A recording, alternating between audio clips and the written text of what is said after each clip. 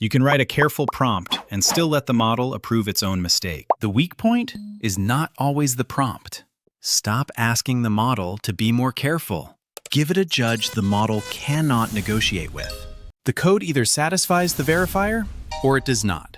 A failed check becomes the next piece of evidence. Compiler and test logs replace vague requests to try again. The model patches the code against that evidence. Then the verifier runs again on the new state. That creates a closed loop instead of a one-shot answer. Success now comes from executable evidence, not confident prose. A loop can still spin forever or optimize the wrong target. A weak verifier can reward broken code. A reckless agent can also change files you never meant it to touch. So first we build the loop, then we attack its failure modes. By the end, you will have a bounded Python loop you can actually adapt. The architecture is simple. Propose a change, apply it, verify it, package the failure, and repeat only when the verifier rejects the state. The repository state is the thing being judged, not the model narration. A one-shot coding prompt asks the same model to write the code and decide whether the code is done. That mixes generation with acceptance. The replacement is a deterministic contract. The agent may propose. Only executable checks may accept. Start with a result object that records the check name, the process return code, standard output, standard error, and whether the command timed out. This keeps process facts separate from model text. Put process execution behind one function. That gives every verifier the same capture, timeout, and success semantics. Every later check inherits one execution policy. Python subprocess run can wait for a child process, capture its output, and return a completed process object with a return code. Capture standard output and standard error, because those streams are the evidence the next attempt needs. Without the real log, the next patch is guessing. A verifier can hang. Python supports a timeout on subprocess run and raises timeout expired when the child does not finish in time. A hung check is a failure state, never a pass. Pass the command as an argument list. The loop should know exactly which executable and arguments it is launching. In this demo, there is no dynamically assembled shell command. For a completed child process, a return code of 0 generally indicates success. A non-zero return code is a rejection signal for this loop. Make success a property of the result object. A check is okay only when it did not time out and its return code is 0.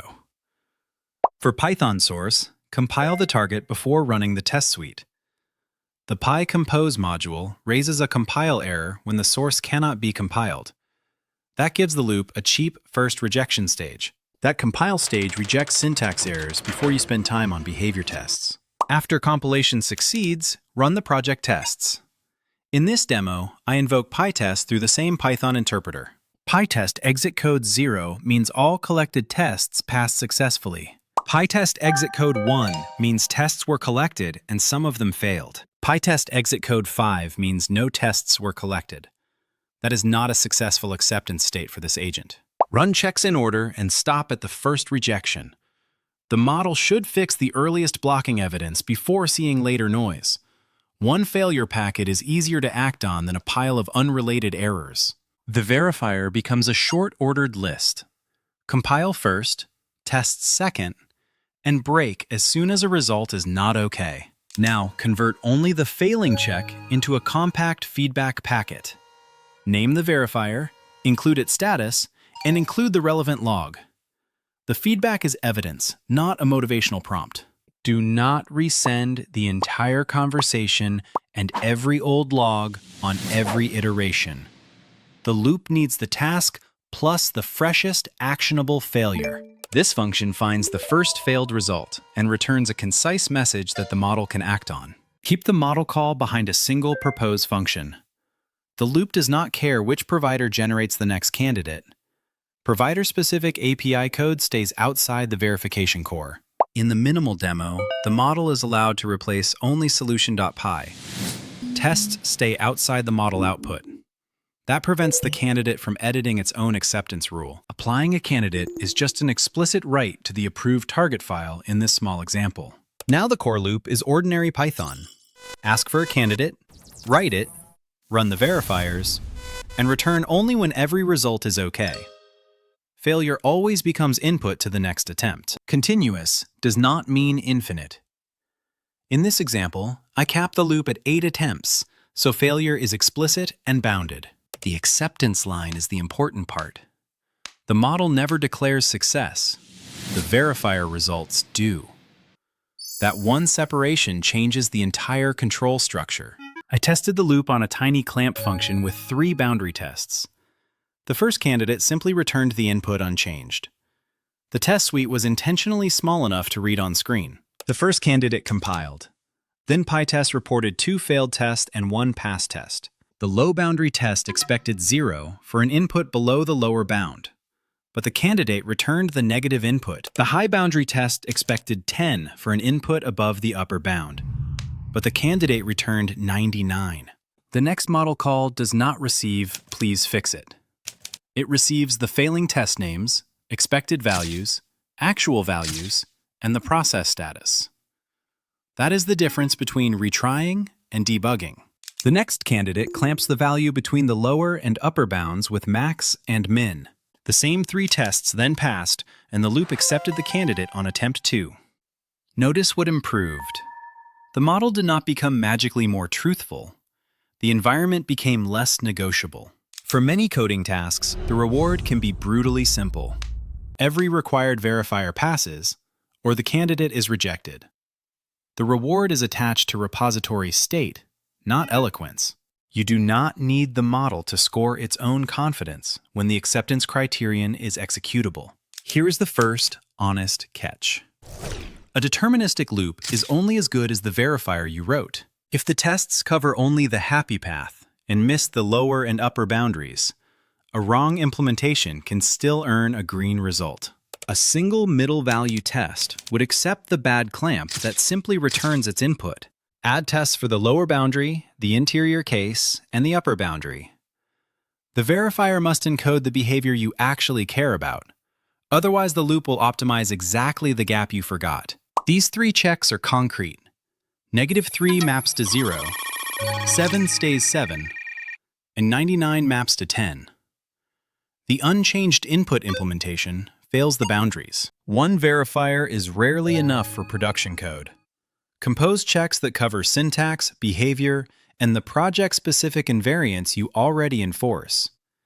Each layer should fail for a different reason. Order fast deterministic checks before slower ones.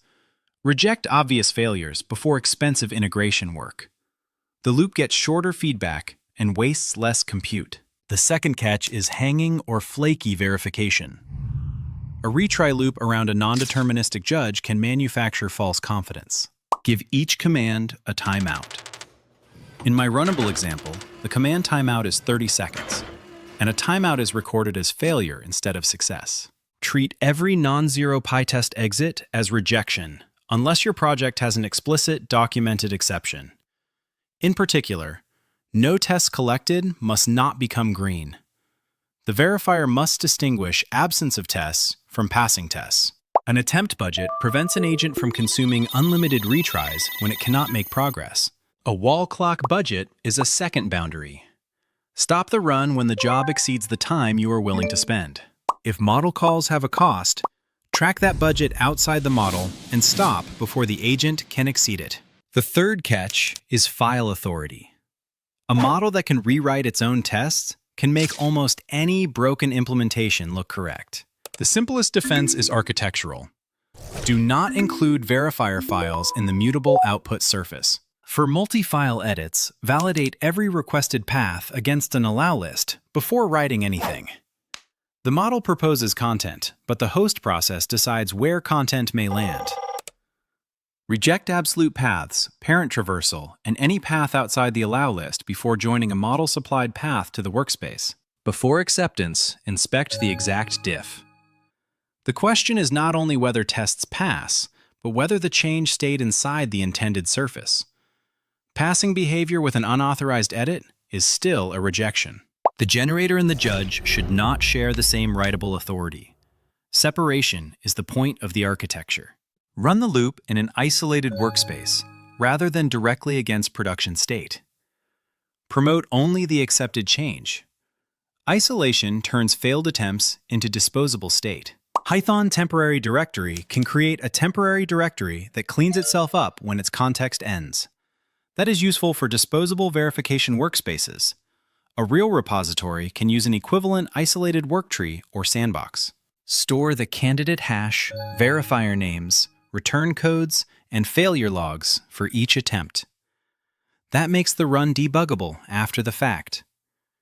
You should be able to reconstruct why an attempt was rejected. A small attempt record is easier to inspect than a giant conversational transcript. When compilation fails, feed the compile error back. Do not ask the model to infer syntax failure from a vague status label. When behavior fails, feed the assertion output and the failing test identifier back. That points the next patch at the observed defect. Keep the retry prompt narrow.